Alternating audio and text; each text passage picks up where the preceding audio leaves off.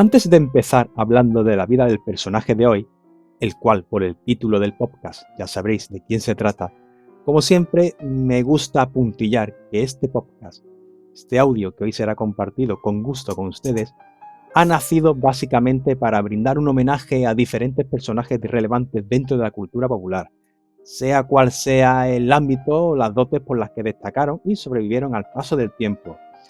No se trata, por tanto, de un gran y profundo análisis biográfico ni de su trabajo u obra, sino más bien nos será útil para descubrir, revelar, situar al sujeto en un lugar, tiempo y punto concreto de la historia, y que a partir de dicho punto, cada cual sea libre de profundizar allá donde el tiempo y su afición lo lleve. Pues bien, aclarado este punto, solo queda presentarme. Yo soy Carlos Romera. Bienvenidas a todas aquellas personas interesadas por la historia y sus protagonistas. Espero disfruten de este podcast. Damos comienzo pues a Persiguiendo la Historia.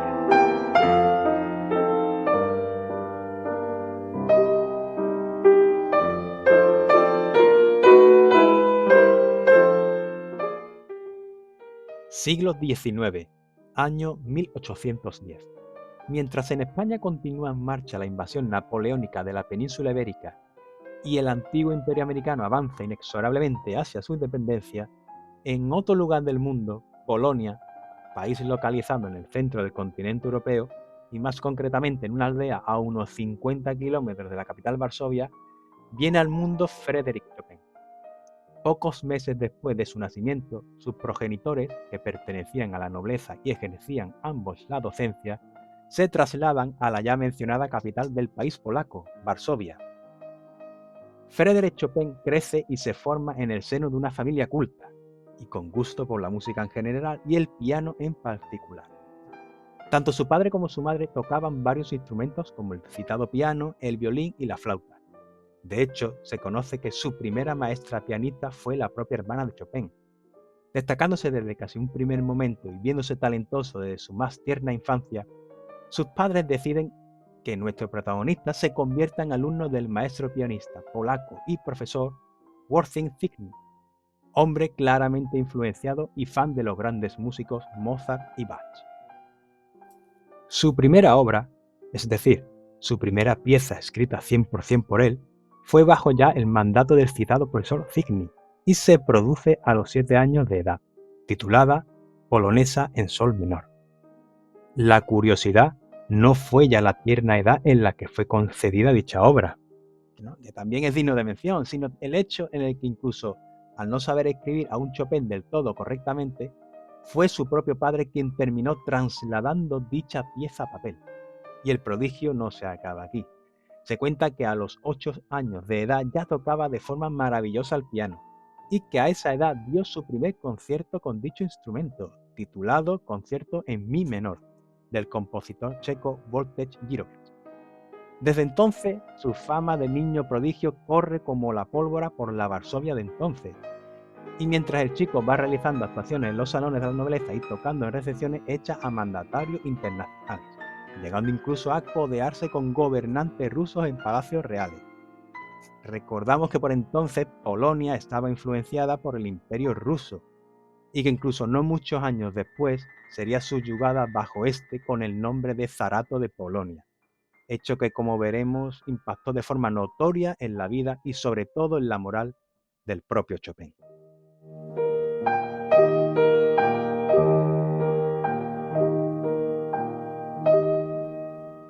El cual era más acorde, según comentaban estos críticos, a un salón para una pequeña y minimalista audiencia que a una sala de conciertos repleta de personas. Sin embargo, podemos decir que, a la vez que crecía su fama y su nombre empezaba a resonar con fuerza en el país polaco, también ya en su niñez se hacía palpable la debilidad de su cuerpo y la propensión a la enfermedad que tristemente le acompañaría el resto de su vida, así como también de un cariz melancólico, propenso a la angustia e incluso a la desfachatez, a juzgar por lo reflejado en su mucha correspondencia que se conserva en nuestros días con amigos y familiares. A medida que iba cumpliendo años y también migrando de maestros, también recibe clases y formación de literatura clásica, canto, dibujo en el Liceo de Varsovia. El piano era su instrumento preferente, pero también recibió clases de órgano. En 1825, con tan solo 15 años y siendo un habitual para amenizar las reuniones y recepciones polacas, su carrera da un salto equitativo al llegar incluso a tocar para el zar ruso Alejandro I, el cual se encontraba en visita en Varsovia. Aquel mismo año interpretó su rondo opus número 1 para piano, que se convertiría en su primera obra comercial y primera mención en la escena internacional, por lo que su fama cruza por primera vez más allá de las fronteras de Polonia. Unos años después, concretamente en 1826, Frédéric Chopin completa sus estudios en el liceo graduándose con una calificación de cum laude. Sin embargo, aquí no termina su formación, ya que para finales de ese mismo año se inscribe en la Escuela Superior de Música de Varsovia, bajo el mandato de su antiguo maestro, el también polaco Józef Elsner, el cual en su almidonada evaluación final dejó constancia del gran talento de Chopin y también de las ganas de este último de dejar huella con su propio estilo. Durante los siguientes años, su fama en el exterior se fue acrecentando, mientras que a la vez los retiros a casa de descanso debido a su enfermedad se iban acumulando más y frecuentemente en el tiempo.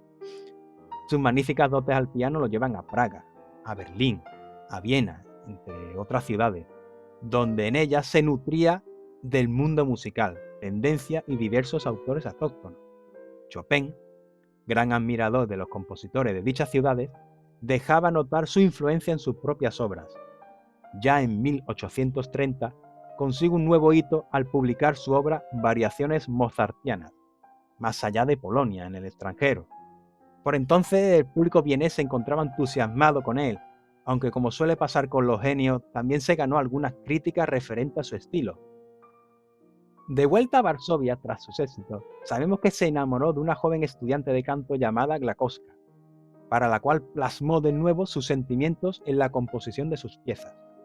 Sin embargo, aquella relación no frenó su deseo de seguir formándose y aprendiendo, y, tras barajar varias opciones, destinos y ciudades diferentes, acaba decidiéndose por volver a Viena, donde había sido tan bien recibido en el pasado, cosechando grandes menciones.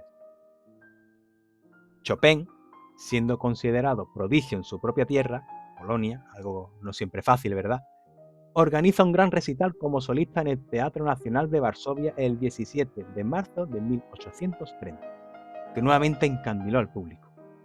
Tras dejar gran huella en los críticos y público en general, decide volver a probar suerte en el extranjero con gran pesar por su tierra y amigos, debido en gran medida al levantamiento en armas de sus compatriotas contra el Imperio ruso, la cual, como venía siendo habitual por entonces con este tipo de movimientos, fue reprimida cruelmente. Como en otras ocasiones, plasma hábilmente en sus piezas su visión del mundo y sus propios sentimientos.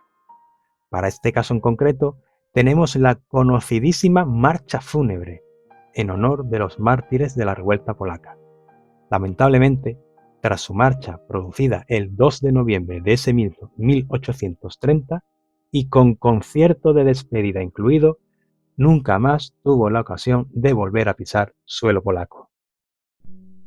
Tras la amarga despedida de su país por la tensión que se vive, una vez llegada a Austria, a Viena concretamente, su capital, sus compatriotas polacos se levantaron finalmente en armas contra el dominante imperio ruso en el conocido como Levantamiento de los Cadetes, hecho por el cual incluso duda en regresar para unirse a sus compatriotas.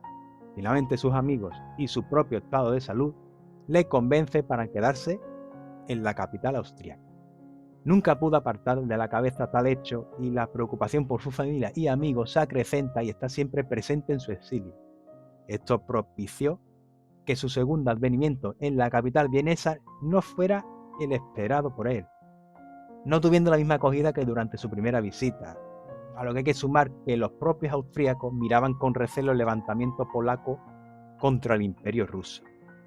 Temas políticos, ¿no? Ya vemos. Mencionar también que el público vienés había virado desde entonces hacia otro músico y tipo de música, incluso mostraban hostilidad al otrora endiosado Chopin.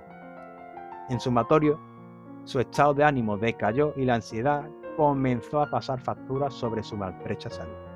Gracias a la correspondencia entre su amada amigos del propio artista, somos conocedores de estos hechos, así como de sus continuos vaivenes en su estado anímico. Aun así, con todo este alboroto, el genio pianista siguió componiendo, tal es que de esta etapa de su vida compuso su famosa obra opus número 9, 2. Viéndose un poco en territorio hostil, ¿no? Poco después decidió poner rumbo hacia Londres, no sin antes dejar pasar la ocasión de visitar en su camino distintas ciudades europeas como Salzburgo o Múnich, dejando impronta de su genialidad al piano en sus conciertos. Durante tal periodo se produce la caída de la capital polaca ante las tropas del régimen ruso, poniendo fin al levantamiento polaco. Esta derrota del alzamiento causa gran pesar en el artista, aunque ya se veía venir un poco, ¿no? Podemos descubrir su sentimiento a través de los artículos de opinión recogidos por la prensa local alemana de entonces, bajo estas duras palabras, y cito textual al propio maestro pianista, : el enemigo ha entrado en nuestra casa. Dios, ¿acaso existes? Haces y no cobras venganza. ¿Acaso no tuviste suficientes con los crímenes de Moscú? ¿O quizás seas tú un moscovita? Como veis, contento no estaba precisamente con la situación de su país. Continuando con su periplo europeo, llega a Francia, exactamente a París, en 1831. Ahí pronto Frédéric Chopin forma parte del círculo de artistas e intelectuales de la capital francesa, considerada por entonces corazón mundial y centro de la cultura. Gracias a ello lo lleva a perfeccionar sus dotes como pianista y se pone en manos de por entonces el conocido como rey del piano, el alemán Friedrich Krambremel. El maestro alemán fue su tutor durante un año. A pesar de las valiosas lecciones impartidas por este, Chopin siempre busca su propio estilo, en lugar de ser una copia, aunque mejorada la mayoría de veces, de algo ya existente, lo cual, pienso yo, es loable para un artista. En una carta remitida a su maestro Elnes, cual dio lecciones en Polonia, le comenta lo siguiente, y cito textualmente: no deseo ser una copia de Kramner. Nada podría quitarme la idea ni el deseo, acaso audaz, pero noble realmente, de crearme un nuevo mundo con mi piano.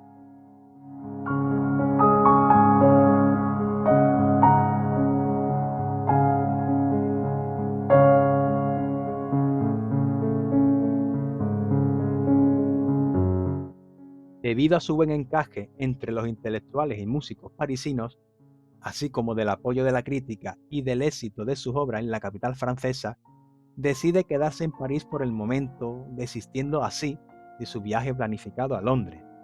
Sin embargo, el destino le juega otra mala pasada en forma de epidemia de cólera, especialmente virulenta, que ataca principalmente a Europa y Asia, lo que provoca que las familias ricas, las cuales son el público objetivo de su trabajo y quienes pagan la entrada al concierto o al recital, se muden hacia provincias más lejanas del foco, abandonando la capital y recrudeciendo con ello la vida de numerosos artistas, incluido la del propio Chopin.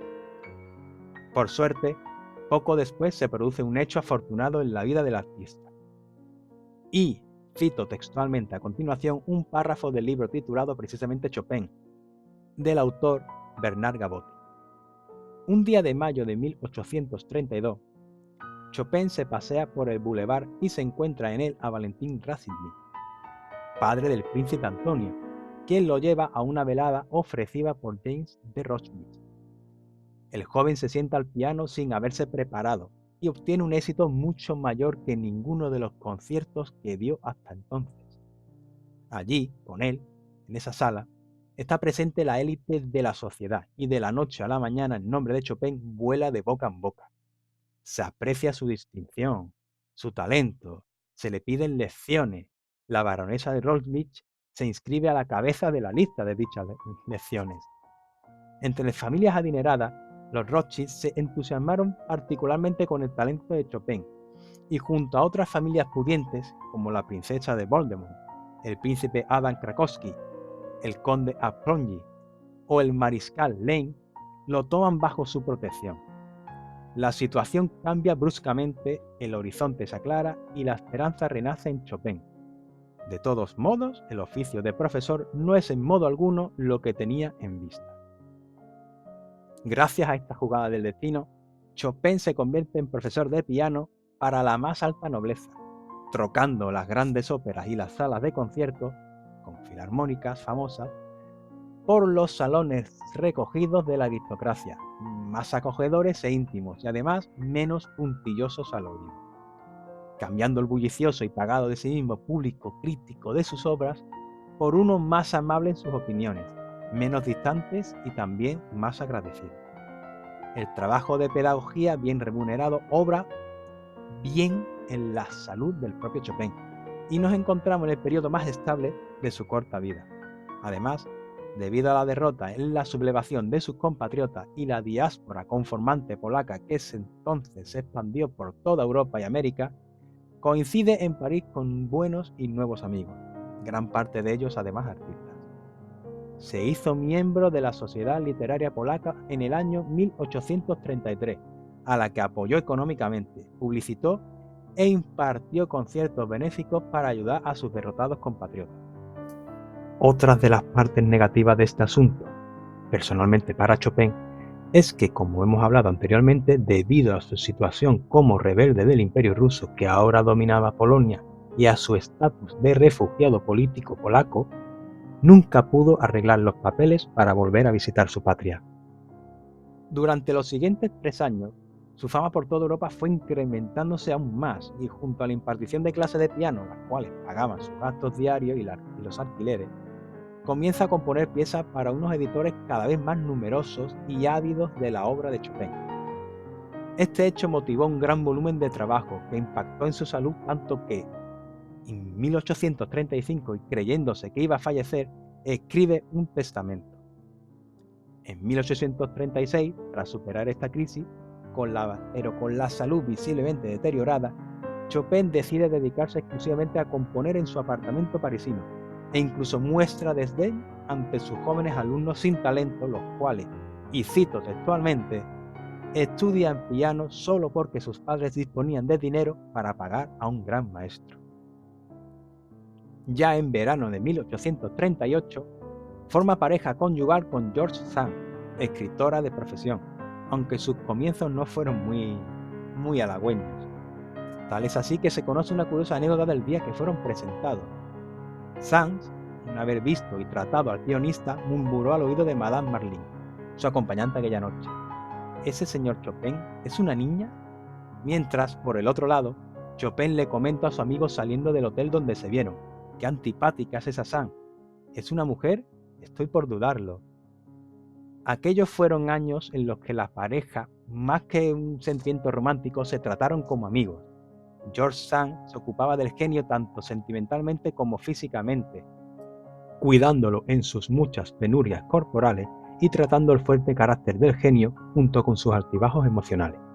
Vista la dura situación, su círculo de amigos le recomiendan que antes de que llegue el frío invierno de París, empaquen sus enseres y se muden a la isla de Mallorca, en España, de clima mucho más templado.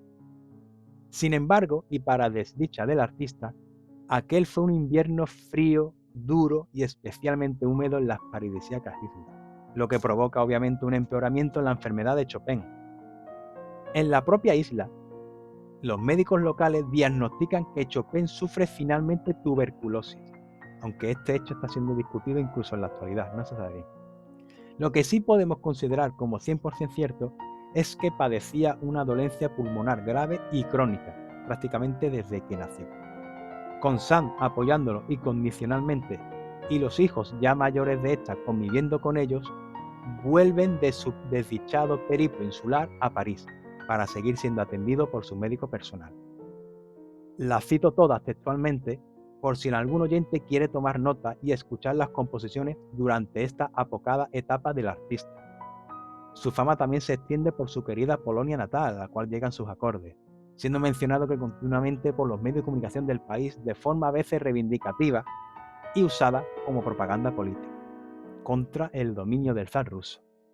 El poeta y ensayista alemán Henschel escribía: Chopin es un gran poeta de la música, un artista tan genial que solo puede compararse con Mozart, Beethoven, Rossini o Berlioz. Casi nada, ¿no?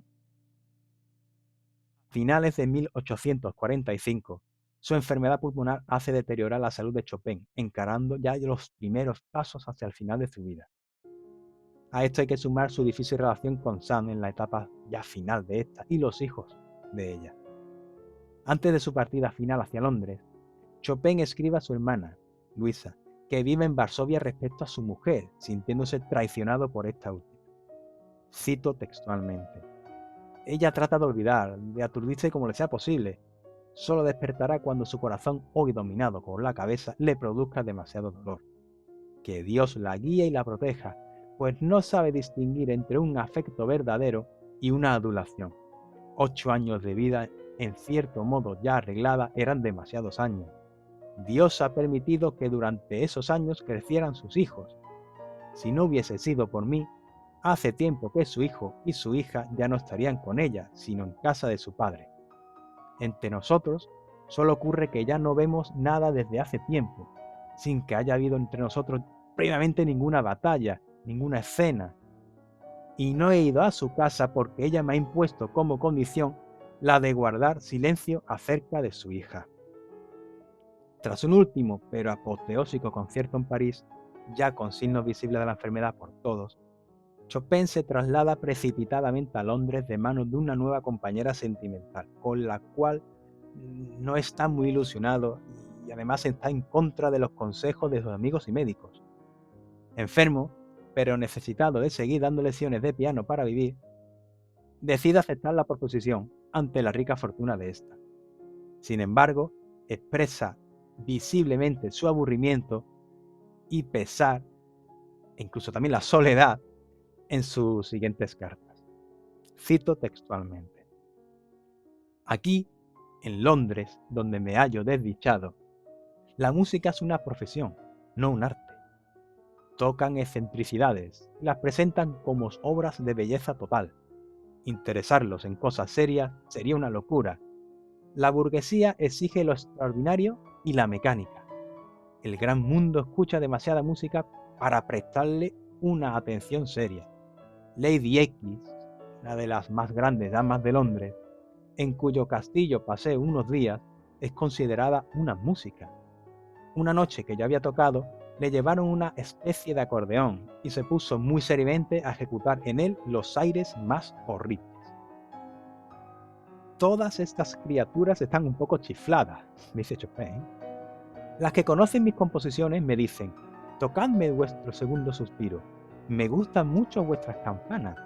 Lo único que se les ocurre decirme es que mi música fluye como el agua. Ayer la anciana Rothschild me preguntó cuánto cuesto. Como había pedido 20 guineas a la duquesa de Sutherland, le respondí 20 guineas. La buena mujer me dijo que entonces, en efecto, toco muy bien, aunque me aconsejó que no pidiese tanto, porque en esta season hace falta más moderation. La cosa no acaba aquí. Como podemos descubrir en estas líneas, manuscritas a sus amigos en París, Chopin se queja amargamente del clima y de las gentes de la capital inglesa. Cito textualmente: a pesar del clima, quieren retenerme en Londres. En cuanto a mí, querría otra cosa, pero ¿qué? Si ese Londres fuera menos negro, si la gente fuera menos pesada, si no existiera esa bruma ni ese polvo de carbón, me dedicaría a aprender inglés. Pero los ingleses son tan distintos de los franceses, a los que me he apegado, como a los propios hermanos míos. Intento aparentar estar alegre, especialmente cuando me encuentro entre compatriotas, pero llevo algo en mí que me mata: pálpitos sombríos, intranquilidad, insomnio, nostalgia, indiferencia por todo. En un momento tengo alegría de vivir, pero enseguida deseo de muerte, apatía, congelación, ausencia de espíritu, y a veces recuerdos demasiado claros me martirizan. Gracias a estas cartas, estos manuscritos, notamos el pesar y la pesadumbre de Chopin. Sus compatriotas polacos, tristes por su situación, preguntan por su obra, su trabajo, sus proyectos, a lo que él le responde escribiendo: tengo los nervios agotados y no puedo terminar esta carta. Padezco de una nostalgia estúpida, a despecho de mi resignación, no sé qué hacer con mi persona y eso me atormenta. Ya no puedo estar triste o feliz, ya no siento realmente nada, vegeto sencillamente y espero con paciencia mi fin. Ay, si pudiera saber que la enfermedad no me acabará aquí el próximo invierno. Finalmente, y tras 7 largos meses viajando entre Londres y Escocia, regresa a su añorado París, mucho peor de cómo se marchó, tanto físicamente como anímicamente. Crisis de ansiedad, depresión, amargura, soledad, tristeza, un poco de todo, ¿no? Demasiado quizás para su maltrecho cuerpo. En 1849, y ya viéndose en sus últimos días de vida, decide agrupar y reunirse en su apartamento con sus viejos amigos polacos y parisinos, para despedirse con poquísima fuerza uno a uno de todos ellos. Por último, Frédéric Chopin fallece a las 2 de la madrugada del 17 de octubre de 1849, con tan solo 39 años. Por aportar un dato respectivo a su muerte, y ya en el siglo XXI, en nuestro siglo, un estudio realizado por investigadores polacos reveló que la causa directa de la muerte del artista fue una pericarditis, una rara complicación de una tuberculosis crónica que era lo que padecía.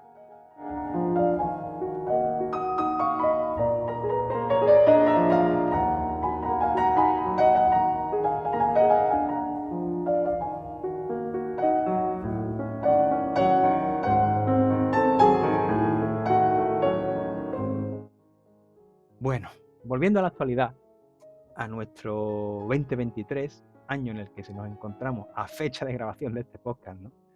Podemos hallar y descubrir miles de referencias al genio polaco, siendo el nombre de Chopin famoso no ya solo dentro del vasto mundo musical, sino también formando parte de la cultura intrínseca, general y popular de medio mundo. En fin, sobre Frédéric Chopin podemos encontrar multitud de libros, películas, cuadros pintados por amigos coetáneos y no del artista, videojuegos, e incluso su nombre lo podemos encontrar en multitud de calles repartidas por el mundo. Seguro que quizá en vuestra ciudad encontréis alguna, ¿no? Tales hechos cimentan el motivo por el cual he querido ofrecerle este tímido y escueto homenaje dentro de Persiguiendo la Historia. En fin, con esto damos por terminado el episodio de hoy. Espero que este breve podcast os haya servido como a mí para poner a Frédéric Chopin en un rincón de vuestras mentes y que durante los minutos que ha durado el audio le hayamos devuelto a la vida y servido también para difundir su obra entre las personas que nos oyen. Sin lugar a dudas, es enriquecedor para mí mismo y espero que para ustedes también conocer un poco más de nuestra historia, de los hechos que acaecieron en el pasado antes de que pisáramos este planeta, así como de nuestra misma condición humana y sus límites, siguiendo para ello la línea temporal, vida y obra de nuestro protagonista, y sorprendernos respecto a lo que podemos realizar por nosotros mismos. Ejemplos como el de hoy ponen de manifiesto que nuestro ser va un poco más allá de ser simples humanos y que de alguna forma estamos ligados a las estrellas. Me pongo un poco poético, pero creo que es un poco así, ¿no? Yo lo veo así, con determinados perfiles, determinadas personas, esa genialidad que parece que nacen con ello, que no lo aprenden, sino que se dedican a moldarlo y a perfeccionarlo durante toda su vida. Creo que es un poco me ha salido un poco místico, pero estoy seguro de que todos ustedes me acabáis entendiendo. Creo que todos me entendéis por donde quiero ir, ¿no? En fin, gracias por todo, espero que hayan disfrutado y hasta el próximo capítulo de Persiguiendo la Historia.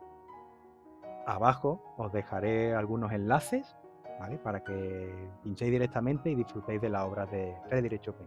Créanme que vale la pena y estoy seguro que aunque no sonara el artista, es muy difícil que no suene, porque ya, como he explicado en el audio, forma parte de la cultura popular.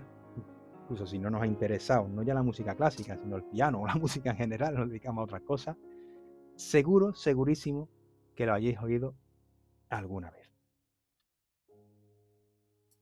Gracias por vuestro tiempo, espero hayan disfrutado y hasta el próximo capítulo de Persiguiendo la Historia.